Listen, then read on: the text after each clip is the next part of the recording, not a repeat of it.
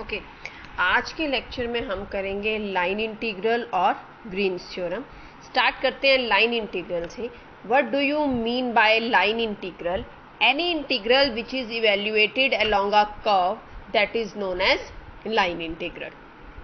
क्या करते हैं, सपोज हमने एक कर्व ले ली, दिस कर्व इज सी। इस कर्व को हमने n पार्ट्स में डिवाइड कर दिया, n पार्ट्स में, ठीक है, with the help of points. P not से स्टार्ट किया, P not, P1, P2, P3 and so on. Last point क्या है, Pn, यानी कि कर्व A से लेकर B तक हमने उसको n पॉइंट्स की हेल्प से, ये P नॉट से Pn तक के पॉइंट्स की हेल्प से n पार्ट्स में डिवाइड कर लिया, ठीक है। और इन पॉइंट्स के पोजीशन वेक्टर मान लिए R0, R1, R2 and Rn। एक सम डिफाइन किया हमने, ठीक है, f of ui delta Ri, f of Ri कह सकते हो आप। Delta Ri is what, it is the length between these two points, वो वाला वेक्टर ले लिया हमने, Ri माइनस 1। तो ये जो सम है ना, ये लिमिट ऑफ सम, ये इंटीग्रल कब बन जाता है, जब n इंफिनिटी को अप्रोच करता है। If n is approaching to infinity, मतलब हमने जो ये n पार्ट्स में डिवाइड किया, इसको हम इनफाइनाइट पार्ट कर दें, तो ये लगा लो कि आप ये कर्व जो है वो पॉइंट्स में डिवाइड हो जाएगी। अगर वो पॉइंट्स में डिवाइड हो जाएगी तो हम ये कह सकते हैं कि जो डेल्टा Ri लेंथ है ना, वो जीरो को अप्रोच कर जाएगी। तो ये जो सम आएगा ना, ये लिमिट ऑफ सम, इसको हम बोलते हैं line integral and it is denoted as this, f of r dr, function dot dr, और c क्या है, वो कर्व है जिसके अलोंग इवेल्युएट करना है। अब अगर ये कर्व क्लोज्ड है तो हम इस इंटीग्रल के सिंबल की जगह ये वाला सिंबल भी यूज करते हैं। What is this? What is f? F may be f1i plus f2j plus f3k. What is dr? dxi plus dyj plus dzk. तो अब एक्चुअली हम एक चीज और भी इसको रिलेट करते हैं लाइन इंटीग्रल को, किस चीज से, वर्क डन से। अगर हम ये कहते हैं कि ये जो f है ना, इस represents the force acting on a particle which is moving along a arc A B.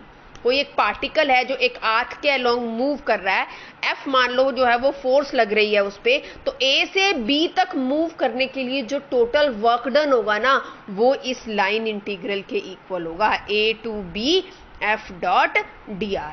अब ये लाइन इंटीग्रल सॉल्व कैसे करना है ये हम पढ़ेंगे। अब मैंने तो अभी यहाँ पर देखो 2 डायमेंशन की बात की थी, जिसमें अलोंग x एक्सिस और अलोंग y एक्सिस के कंपोनेंट ले लिया। अगर 3 डायमेंशन है, तीनों कंपोनेंट्स हैं, तो प्लस f3k भी हो जाएगा। If f is f1i plus f2j, dr is dxi plus dyj, what is f dot r? f1 dx plus f2 dy from a to b। अगर थर्ड कंपोनेंट भी होता तो ये क्या बन जाता, f1 dx plus f2 dy plus f3 dz। अब इस लाइन इंटीग्रल को हमको सॉल्व कैसे करना है, किस तरह से हम इस लाइन इंटीग्रल को सॉल्व करते हैं, वो देखो। ये देखो क्या है, इवेल्युएट द लाइन इंटीग्रल। ये एक लाइन इंटीग्रल है, इसको इवेल्युएट करना है along the curve C। What is C here?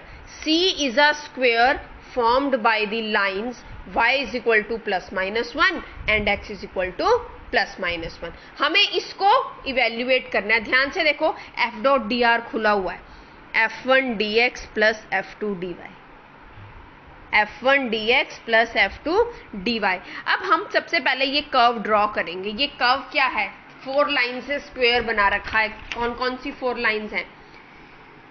x is equal to 1, x is equal to minus 1, y is equal to 1, y is equal to minus 1। मैंने सारे point of intersection लिख लिए। और ये वाला पॉइंट क्या है, ये है ओरिजिन, ठीक है। क्या बनेगा बताओगे, क्या बनेगा? अब ये पूरी कर्व, ये स्क्वायर की बाउंड्री लेनी है। स्क्वायर की बाउंड्री मतलब ये चारों लाइंस, और हमेशा जो डायरेक्शन कंसीडर करते हैं वो एंटी क्लॉकवाइज करते हैं। मींस ये पूरा integral along the curve C can be divided into 4 parts. 4 lines के अलोंग, कौन कौन सी? Along AB plus along BC plus along CD plus along D। तो मैंने इसको कैसे ब्रेक कर दिया, the same integral along AB plus along BC plus along CD plus along DA। अब हम इन चारों लाइन्स के अलोंग इसको इवेल्युएट करेंगे, ऐड कर देंगे तो पूरा लाइन इंटीग्रल आ जाएगा, ठीक है। अब what is along AB? AB किसकी इक्वेशन है? A B is the equation of Y is equal to -1। एक ए बी किसकी इक्वेशन है? A B, Y is equal to -1। तो अलोंग ए बी क्या हो गया मेरे पास? y -1 dy 0। Along A B y is equal to -1 dy is equal to 0। और x कहां से कहां वेरी करेगा? यहाँ पे x की वैल्यू कितनी है? -1। यहाँ पे x की वैल्यू कितनी है? 1। तो -1 से सेम चीज हम अलोंग BC निकालेंगे। अलोंग AB वाला जो कंटेंट है वो यहाँ पुट करेंगे, अलोंग BC वाला कंटेंट यहाँ पुट करेंगे, अलोंग CD वाला कंटेंट यहाँ पुट करेंगे और अलोंग DA वाला कंटेंट यहाँ पुट करेंगे। Now what is along BC? BC कौन सी इक्वेशन है? x is equal to 1। x is equal to 1 constant है तो dx किसके इक्वल हो गया? 0 के। और अगर x इज इक्वल टू 1 है, dx इज इक्वल टू 0 है, तो y कहां से कहां वेरी करेगा? B से C जाना है एंटी क्लॉकवाइज, B से C। B पे y कितना है? -1। C पे y कितना है? 1। तो -1 से 1। इसी तरह से अलोंग CD और इसी तरह से अलोंग DA। तो चारों के अलोंग हमारे पास वैल्यूज आ गई और जब हम इसको पुट करेंगे तो देखो क्या बनता है हमारे पास। Along AB plus along BC plus along CD plus along D। उसके बाद तो सिंपल इंटीग्रेशन बच जाता है, जैसे आप सिंपल इंटीग्रेशन करते हो with respect to one variable और लिमिट पुट करनी है। और ये पूरा सॉल्व करके हमारे पास क्या आ जाता है? 0। इस तरह से हमको लाइन इंटीग्रल जो है वो इवेल्युएट करना है। जो भी कर्व आपको दी हुई है उसकी बाउंड्री में कितनी लाइंस बनती हैं उतने पार्ट्स में वो इंटीग्रल जो है वो डिवाइड हो जाता है। एक दो एग्जांपल्स और लेते हैं इससे रिलेटेड, उसके बाद हम ग्रीन्स थ्योरम पर चलेंगे। Find the total work done in moving a particle in a force field given by this. F दे रखा है। अलोंग द कर्व जो दे रखी है ना वो XYZ किसी और वेरिएबल पर डिपेंड कर रहे हैं and that variable is t and t varies from 1 to 2। तो इस तरह के क्वेश्चंस में हम क्या करते हैं, पूरा का पूरा integral x dx dy dz से हटा के t में कन्वर्ट कर देंगे। लेकिन उससे पहले what is work done? F dot dr। F क्या है? 3xyi minus 5zj plus 10xk। dr क्या है? dxi plus dyj plus dzk। तो f1 dx plus f2 dy plus f3 dz along the curve C। Now what is this curve C? Curve C is this। अब बजाय कि मैं यहां से, मेरे को अब xyz की लिमिट तो पता नहीं है, t की लिमिट दे रखी है, तो हम इस पूरे इंटीग्रल को किस में बदल लेते हैं? t में। अब अगर x t स्क्वायर प्लस 1 है तो dx क्या हो जाएगा? 2t dt। y 2t square है तो dy क्या हो जाएगा? 4t dt। z t cube है तो dz क्या हो जाएगा? 3t square dt। मैंने ये सारी की सारी वैल्यूज यहां पर पुट कर दी और ये पूरा का पूरा इंटीग्रल t की फॉर्म में आ गया। देखो एक सिंपल इंटीग्रेशन हो गया विद रिस्पेक्ट टू t और जिसकी लिमिट क्या है? 1 से 2। अब इसको तो आप इजीली इवैल्यूएट कर सकते हो, सिंपल इंटीग्रेशन है। और बाद में t की लिमिट पुट कर दो 1 से 2, upper limit minus lower limit. ठीक है, एक क्वेश्चन हम और लेंगे अभी इस पे बेस्ड। एक और क्वेश्चन ले रहे हैं हम लाइन इंटीग्रल पर। क्या है? A vector field is given by f is equal to sine Y I plus X into 1 plus cos Y J. Evaluate the line integral over a circular path given by x square plus y square is equal to a square and z is equal to 0। यानी xy plane में z 0 हो गया तो dr क्या हो गया? dxi plus dyj। f कितना है? sin yi plus x into 1 plus cos yj। देखो तो f डॉट dr क्या बन गया? ये बन गया। सर्कल क्लोज्ड है, क्लोज सरफेस है, क्लोज कब हो गई तो इसलिए मैंने ये वाला सिंबल लगा दिया। अब सर्कुलर पाथ में हम क्या करते हैं? x is equal to a cos t, y is equal to a sin t, या थीटा ले लो and theta varies from 0 to 2 pi. Circle के केस में जो थीटा है वो 0 से 2 पाई हो गया तो मैं पूरा इंटीग्रल जो है वो पोलर फॉर्म में बदल दूंगी। अब अगर y is equal to a sin t है तो dy क्या हो गया? a cos t dt। dx क्या हो गया? Minus a sin t dt। अब इसमें पुट करने से पहले मैंने इसको थोड़ा सा ना सिंप्लीफाई कर लिया। पहले क्या था? ये sin y dx plus x D y plus x cos y d y. मैंने इन दोनों टर्म्स को कंबाइन कर लिया। ध्यान से देखो, इन दोनों टर्म्स को मैंने कंबाइन करके लिख लिया d of x sine y, दो फंक्शंस की product. Sine y as it is x का derivative d x plus x as it is sine y का derivative cos y d y, d of u v u d v plus v d v लिख लिया।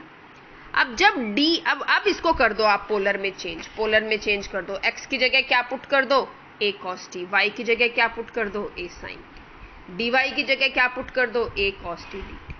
तो t क्या हो जाएगा, 0 से 2 पाई। ध्यान से देखो, ये पार्ट अलग है, इसके साथ d है और इसके साथ अलग से dt है। डेरिवेटिव और इंटीग्रेशन कैंसिल कर देते हैं, तो ये पार्ट तो एज इट इज आ गया, प्लस इसको इंटीग्रेट कर देंगे। जब इस पार्ट में लिमिट पुट करोगे ना, तो रिजल्ट आपका 0 आएगा। Now the thing left is, इस पार्ट को आपको सॉल्व करना है।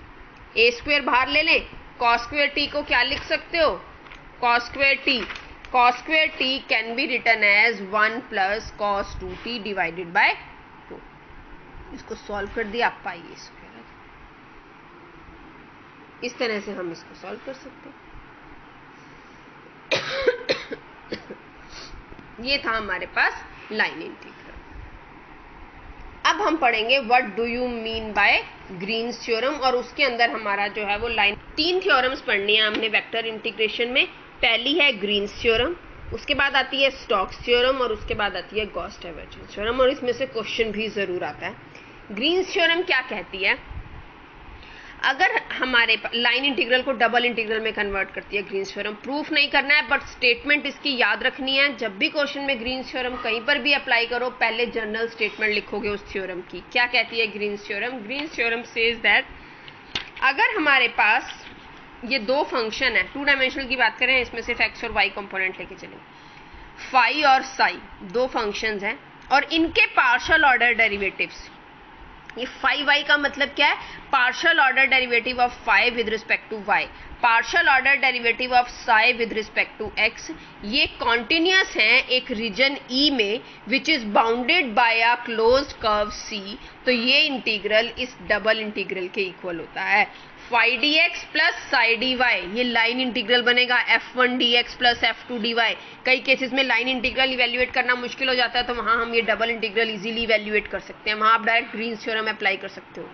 और ये डबल इंटीग्रल कैसे इवेल्युएट होगा, जैसे हमने डबल इंटीग्रेशन सॉल्व करना पड़ा था लास्ट यूनिट के अंदर, बिल्कुल उसी तरह से। Phi D x plus psi D y along the curve C is equal to double integral curly psi by curly x minus curly phi by curly Y D x D y over the region. अब इसको कैसे apply करना है ये बताते हैं, ठीक। अब हम देखते हैं कि हम ग्रीन्स थ्योरम को अप्लाई कैसे करेंगे। Verify Green's theorem for this integral 3x minus 8y square D x plus 4y minus 6xy dy। कौन सी फॉर्म बन गई, phi D x plus psi D Y, है ना। Where C is the boundary of the region, ये जो C curve दे रखी है, it is the boundary of the region bounded by तीन लाइंस दे रखी हैं।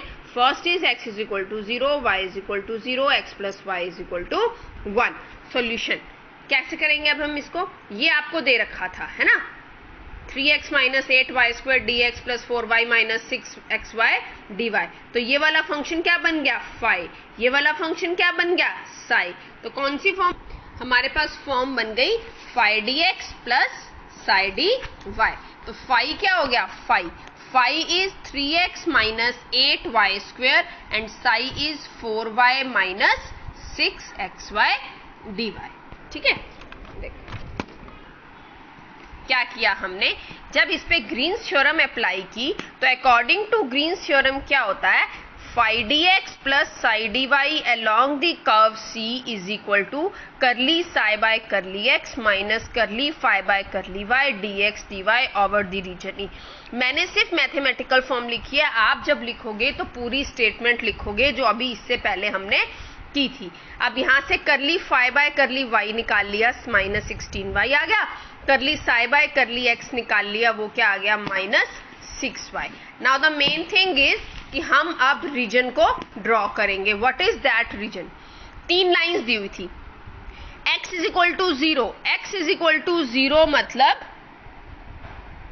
y axis, y is equal to 0 मतलब x एक्सिस, ये x एक्सिस हो गई। And the third line is x plus y is equal to 1, ये वाली लाइन हो गई। तो ये वाला रीजन आ गया सारा, ये जो मैंने शेड किया और इसको मैंने E मान लिया। Now according to the Green's theorem क्या बनता है मेरे पास, लेफ्ट हैंड साइड क्या है, phi D x plus psi D Y. Phi D X, phi कितना है 3x minus 8y square D X, 4y minus 6xy dy। तो पहले हम लेफ्ट हैंड साइड सॉल्व करेंगे और बाद में हम इसकी राइट हैंड साइड सॉल्व करेंगे। तो what is left hand side now, left hand side is, देखिए left hand side is 3x minus 8y square D x plus 4y minus 6xy dy। ये कर्व कौन सी है, ये बाउंड्री कितनी लाइंस में डिवाइड हो रही है, 3 में, ओ ए बी और बी ओ। तो जैसे हमने अभी लाइन इंटीग्रल सॉल्व करते हुए पढ़ा था, हमने क्या किया, ये phi D x plus psi D y को 3 इंटीग्रल्स में डिवाइड कर दिया। First is along O A, second is along A B and third is along B O. वही anti clockwise direction, O A B और B O. हमने क्या किया, along O ए क्या है, एक्स एक्सिस पे y 0 होता है, dy 0 होता है, तो x कहां से कहां वेरी कर गया, 0 से 1। अलोंग ए बी क्या है, x plus y is equal to 1। यहां से मैंने y निकाल लिया 1 माइनस एक्स, तो dy क्या हो गया, माइनस डी एक्स। यानी पूरा इंटीग्रल किस में कन्वर्ट हो गया, x में। और x कहां से कहां वेरी करेगा, a पे x कितना है 1, b पे x कितना है 0, तो 1 से 0। along BO कौन सी एक्सिस है, y एक्सिस पे x 0 होता है, dx 0 हो गया, y वेरीज फ्रॉम 1 to 0। तो मैंने यहां पर पुट कर दिया, देखो दिस प्लस दिस, और एक थर्ड इंटीग्रल और आ जाएगा हमारे पास। अब वही तीनों इंटीग्रल हमने सॉल्व कर लिए। सॉल्व करके ये आ गया मेरे पास 5/3। ये लेफ्ट हैंड पार्ट आया, हमें वेरीफाई करना है तो राइट हैंड साइड भी वही सेम आनी चाहिए। राइट हैंड साइड क्या थी, region E, curly psi by curly x minus curly phi by curly Y D x D Y. Curly psi by curly X था minus 6y, curly phi by curly Y क्या था minus 16y। तो solve करके आ गया 10y dx dy। अब इसकी limit कैसे निकालेंगे, जैसे हम डबल इंटीग्रल सॉल्व करते थे, कैसे, देखो रीजन क्या था, ये था रीजन, देखो है ना, स्ट्रिप कंसीडर करते थे, either parallel to x axis और पैरेलल, मैंने parallel to x axis consider कर दी। वो सारी थ्योरी लिखी नहीं है, आपने लिखनी है। इसके अलोंग एक्स कहां से कहां वेरी करेगा, p से q। p किस पे है, y एक्सिस पे, y एक्सिस पे x क्या होता है 0।